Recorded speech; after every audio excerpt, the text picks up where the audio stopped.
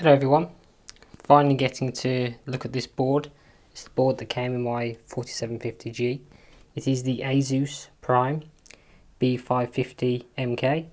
It's a micro ATX board. As you can see, it's a very sparse and bare layout, which isn't entirely a bad thing, but it is a budget board. It only comes with one PCI Express X16 slot. Even though it's a B550M motherboard, it can take more, but it depends on what you put in there. I've been using an APU in here, so we only have really the one slot anyway. It comes with two 1X slots down here for additional things like, let's say, Wi-Fi cards or anything like that. And other than that, that's all we really get in terms of expansion slots. On the back, we have your standard array of various things. We got PS2 combo port, two USB 3, VGA, which is nice to see, DVI-D, HDMI, I believe that's HDMI 2.0B, USB 3.2s, and USB 3, along with a gigabit Ethernet port and just standard audio. Back of the board, absolutely nothing, so no hidden M2 slots there. We have two M.2 slots here. We have one here and one here. One allows a pretty much full length M.2 card, which you don't really see very often, and the other is the more standard size. And what do I mean by standard size? I mean just one of these. So I can go either there or there. It does have RAID. I believe the second slot can only run at a slower speed, but I will double check that when I get into the BIOS. Of course, it's an AM4 board. As you can see, not much VRM cooling going on here. Very, very basic, so I wouldn't attempt much overclocking on this board at all. Over here, we've got the 4 SATA 3 ports. And if we take a closer look at what we actually have on the board, down the left hand edge we have the 4 SATA 3 ports that I mentioned. We have down here the power button, LED, hard drive, that kind of thing. PC speaker, which is nice to see next to here. It's always weird when it's elsewhere. We have 2 USB 2 headers down here. We have a 4-pin case fan. Down here we have a COM port if you need it. COM debug, which you will not be using. Good old SPDIF if you need that. And we have here the audio output header, which is always useful if you want front audio. As mentioned, 2 PCI Express 1Xs and one 16X. Audio by Realtek, and I believe the Ethernet is also by Realtek as well. Along the front edge, which is more sparse, nothing down here, got your USB 3 header, your standard ATX power, 4 DDR4 RAM slots, and down here absolutely nothing. Down the right edge, completely blank. The only thing we have down here is the additional ATX power and the CPU fan header. The rest of the side is completely blank, and along the back, battery, TPM header if you want a security module, and one additional case fan. So we have 2 case fans and 1 CPU. So no additional header for a water pump, but you can always use a case fan anyway if you need to do that, and normally in the software it gives you enough flexibility to be able to do that. But no dedicated water pump. So we only have 2 additional fans. So let's boot this up, whack a CPU in here, and let's have a look what we have in terms of the BIOS, shall we? And see what settings we get on a B550M motherboard from ASUS. Before we begin, best to update the BIOS. It's pretty simple on this board. Just get the latest file from the ASUS website, drop it onto any memory stick. The formatting doesn't matter. It will read NTFS or FAT32, not an issue. So just pop over to the tools section and click on ASUS Easy Flash Free Utility and browse to your particular drive and select the cat file, and then press OK and off we go.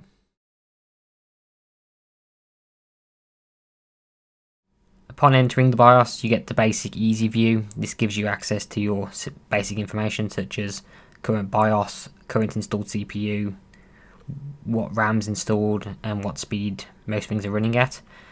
You also can see your storage information such as hard drives, NVMe drives, USB connected storage and things like that. You also have access to the easy tuning, basic fan controls, XMP/DOCP settings, and a simple boot menu, so it covers the basics. Also on F9 you have access to the search, which is useful for say I'm going digging around in the advanced settings. So if you want to access USB, for example, just search USB and it shows all settings related to the USB, and that saves a little bit of time in having to go dig around. In advanced, in main, you get the standard language select and security and date and time, so nothing special there. In the advanced settings, the first thing we have is the TPM configuration. So if you have a discrete TPM module, this is where you can turn it on and off and deal with its basic settings. Next to the CPU configuration, this is where you can set the core leveling mode and the SMT mode and the SVM mode and various things like that. Most of these are for virtualization and some stuff that you don't generally need. You can generally leave this alone if you don't need it, but this is where you turn virtualization on. Next is the MB configuration, which is only really available for APUs such as this one. This is where you can allow multi-monitor support for the iGPU and the dedicated graphics card at the same time, and you can set your primary video device to either be the internal graphics card or the dedicated card, as well as set the UMA frame buffer size to whatever you so wish. The maximum seems to be set to 8 GB here, though I do know it can go to 16 GB if you're using 32 GB of RAM. Next is the SATA configuration. This is where you can enable the SATA ports, change the SATA mode to such like RAID, and set the NVMe RAID mode as well. You can also change each of the ports to be hot pluggable. Quite useful if you want to use this board in some kind of network attached storage or something like that. You also have smart self-test, which you should always leave on, and in typical ASUS fashion you can rename all the port names to whatever you wish it to be. Next we have the onboard devices configuration. This is where you can control your audio controller and DVI port audio if you wish. The audio LED lighting is the strip that's on the board, and you can also control your PCI Express speed here. So you can control each of the particular ports, including the M.2 slots, to be either Gen 1, 2 or 3, and if you're using a Ryzen 5000 CPU, they can be configured to Gen 4. You also have the ability to change the PCI Express X16 slot to work in 8X and 8X mode, which is to be used with a riser card. You can also configure the power delivery of the USB in sleep states, which is always useful, and also configure your serial port if you so need it, because there is a COM port header on here. Set the IRQ and whatever else you need here. Next we have the APM configuration. This is basically power settings, so you can enable it for S4 or S5 states, or both of them, or just disable it. You can also enable Energy Star ready or California Energy Commission ready. Depending on local requirements and laws, you may need these. Of course, you got your classic restore AC on power loss if you're using this, let's say, as a server, and also obviously power on by PCI Express or real-time clock, depending on your particular needs. Next, PCI subsystems. This is your 4G decoding and the resize bar support, which allows maximization of the graphics card memory, mainly iGPU, but can also work for dedicated cards as well. And of course, you also have your SR-IOV support, which is virtualization. Next, we have the USB configuration, which is your typical legacy USB support, which you should probably always leave enabled. UX-HCI handoff, once again leave enabled. You also have access to your USB storage devices if they're plugged in, which is very useful in legacy systems because you can force them to behave like, let's say, a CD-ROM or a floppy drive, which can be very helpful if you're installing older OS or require some strange RAID driver or something that can only be loaded from a floppy drive, which does still happen. And of course you have your single USB control, so you can disable any of the USB ports that you do not need. Say the USB is faulty, or this is in a business environment and you want to stop people shoving in USB sticks into particular ports. Next, network stack configuration. Quite simple, enable, disable. Leave it disabled unless you require pre-boot environments for booting from network. Shouldn't be touched really unless you know what you're doing. Next, hard drive and SSD smart information, always useful to have on hand. There are better software available for, let's say, Windows and whatever you got installed, but it's nice to be able to have it in a pre-boot environment to see just the basics. Next, the NVMe configuration. This basically only allows for some self-testing features. It doesn't actually give you much more than the basic information, so there's not much in the way of configuration here. So a little bit misleading, but that's what we got. Next, into the AMD overclocking settings. Here we have manual iGPU overclocking, which allows you to set the clock speed directly and the voltage. Just be aware, if you set the clock frequency here, it will stay at that speed even at idle, so it will draw a lot more power and generate a lot of heat. So you have been warned. Next we have the DDR and Infinity Fabric dividers, which are located under Advanced on this particular board. This allows you to have access to everything you need regarding tweaking the RAM, and such as there is in terms of an AMD board. There are various settings such as like gear down mode and stuff that you can find in here. You can also obviously set the Infinity Fabric timing to whatever you so wish and try and get the best performance that you can get. Obviously be careful what you're doing here, because you can damage your components if you're not particularly careful or know what you're doing and you're just messing around. I'm not going to go through every option here because there are hundreds and this would take forever, but if you know what you're looking for, you can probably find it in here. This seems rather extensive, much better than the ASRock board I used recently, so it seems to contain slightly more options than it did before, and with all overclocking stuff on motherboards, this always seems to be updating and changing, and terminology keeps moving around, so don't assume you always know what everything does, because between different versions of chips and different generations, things can change quite a bit. So I'm just going to go through the settings here and show you what's available. Next we have the AMD CBS settings. This is more your internal settings for your chipset and the CPU you're using.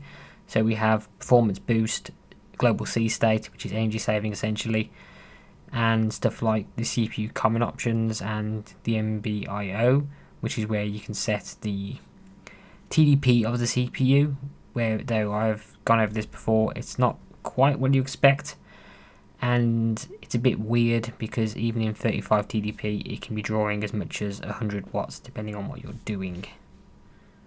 And since once again there's a lot of options here, and some of this stuff I've not come across before, so I'm guessing it's AMD Ryzen 5000 CPUs only, or something that came out with those. So I'm just going to go through each option so you can see what is here.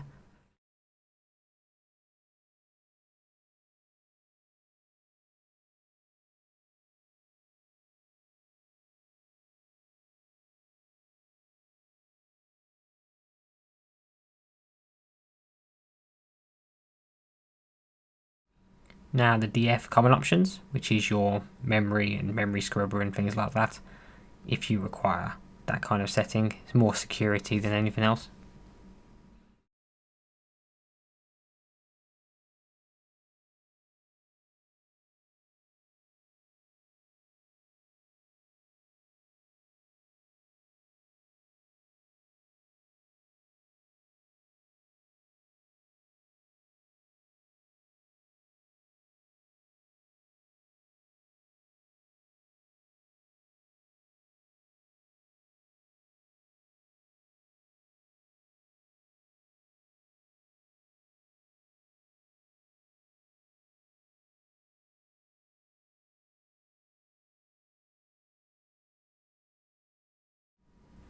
Next, the UMC options. This is a lot of stuff like data poisoning, gear down mode, and things like that. Also, the data scrambler is in here if you require that. I normally leave that disabled because it has a bit of an overhead, so I leave that off.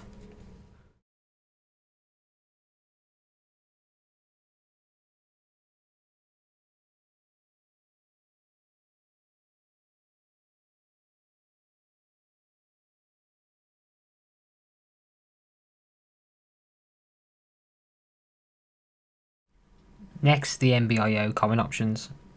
As I stated before, this is where you can find the custom profiles for TDP, so 35 watt and 45 watt and 65 watt, depending on your needs. It also gives you access to the graphics configuration, such as cache mode and stuff like that. So it's more the nitty-gritty of the actual CPU itself, as well as audio configuration depending on your exact needs. Next, obviously, the monitor. This is where you can see the typical temperature of various aspects of the system, CPU, motherboard, that kind of thing. You also have the fan tuner, which you can run from Windows or here. I'll show it from within Windows in a moment.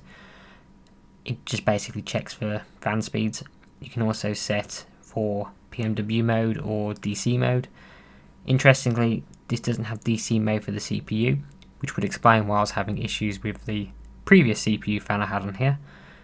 But you can set it to your typical profiles of silent and manual and that kind of thing as well. You can also set the chassis fans individually, though you cannot set it to be a water pump, though DC mode would normally suffice in that situation.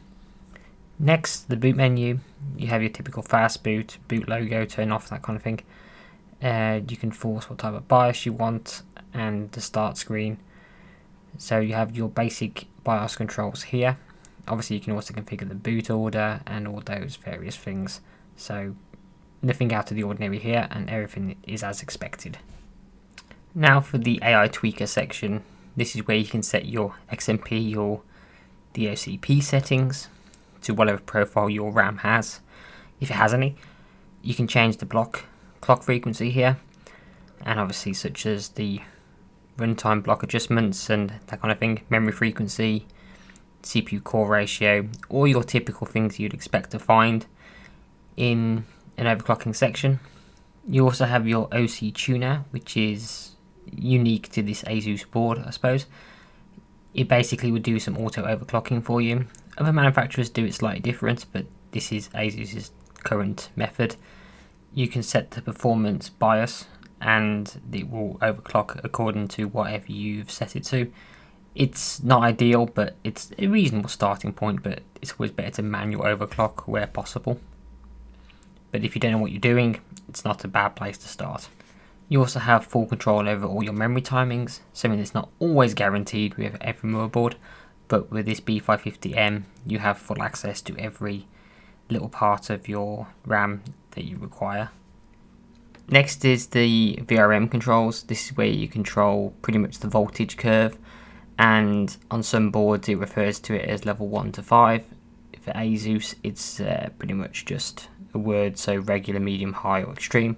So change this if you're having stability issues, but it can cause overheating of the VRMs if you go too high. Sticking on VRMs, running a stress test for a little while, the motherboard temperature got to 33 degrees according to HW Monitor, which is about right. On the actual board itself, I used a standard thermometer and I found that it hit about 46.2 in this region, so it's well within what it should be. So there's a little bit of overclocking room there. Since there's no proper cooling there, make sure you have a fan that's pushing air down. Now moving on to bundled software. If you've used ASUS recently, they have this thing called Armory Crate, which is pretty much what you'd expect it to be for bundled software. In this particular instance, you got the Aura Center as well, if you want to use LEDs, or in this case like a Philips Hue hub or something like that. It will auto install if you have it enabled in the BIOS. If not, you've got to download it. Just let it install. It uses the ROG Live services, so if you've got an account there, you can log in and gain access to various stuff like buying games and stuff. But it's also pointing out that the LED strip on the board isn't controlled by the Aurora sensor. This is for really external devices when it comes to this board, since there's no RGB header. You can control that particular lighting in the AI suite, which turns it to breathing or solid mode. You can't control the actual colour. Also, this tool can allow access to driver updates and utilities and BIOS updates and that kind of thing. Of course, I wouldn't recommend using this tool for that, but it is there for people who don't quite know what they're doing. As you can see here, the BIOS update itself doesn't know what the latest version is, which is a bit worrying. But you can certainly install something like the AI suite from in here. Just click go and let it go. Interestingly, it installs the whole thing. It doesn't give you a choice of what to set up, so once again, you might as well download it from the website and do it that way. And for the AI suite itself, it contains the typical stuff you expect. Contains Easy Update for whatever reason. Does the same thing as what Armoury Crate does. Some overlap here. The most important thing here is the overclocking options, the power options, and the fan options. So that's more for what this is used for. It's your typical AI suite affair. It does the auto fan tuning, which you'd expect these days, and allows auto 0 dBA fans as well. Only allows it on the case fans for some reason on this board. Some boards allow it on the CPU fan as well. This isn't the case here for whatever reason, so that's worth pointing out. But other than that, it allows you to overclock. It's got the auto overclock, which you can use it if you wish. It's the same as what's in the BIOS. But other than that, that's all that's really here. So in terms of bloat, ASUS isn't ramming a massive amount down people's throats these days, which is good. Wish the Armoury Crate didn't exist, but it's what you'd expect these days, because I can see that being a security risk in the future. So I would avoid that like the plague if it was me personally. There you have it.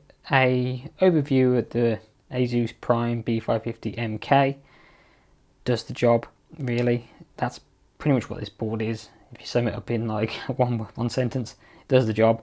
Cheap, cheerful, hasn't got all the features that you might expect on a really high-end board, but for a board to get the job done as a gaming machine or business machine, it's absolutely perfect for that. And it's great if you're on a budget. So I would recommend this over, let's say, ASRock at the moment, because having used both on a daily basis, this board is just a little bit better in terms of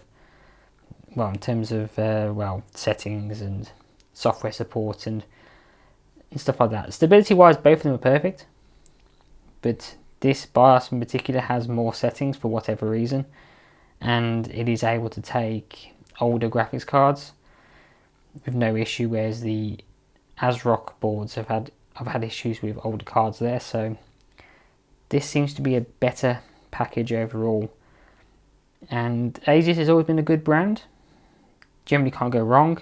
So if you're looking for a cheap board, I can highly recommend this one. Any questions, please leave a comment below and I'll try and answer them. This board's going to stay with me for a long time yet, so any questions in particular, just by all means throw them at me. I'll try and answer them if I can. And anything you wish to see more of, please leave a comment below as well. But other than that, thank you for watching, and I'll see you in the next one, so goodbye.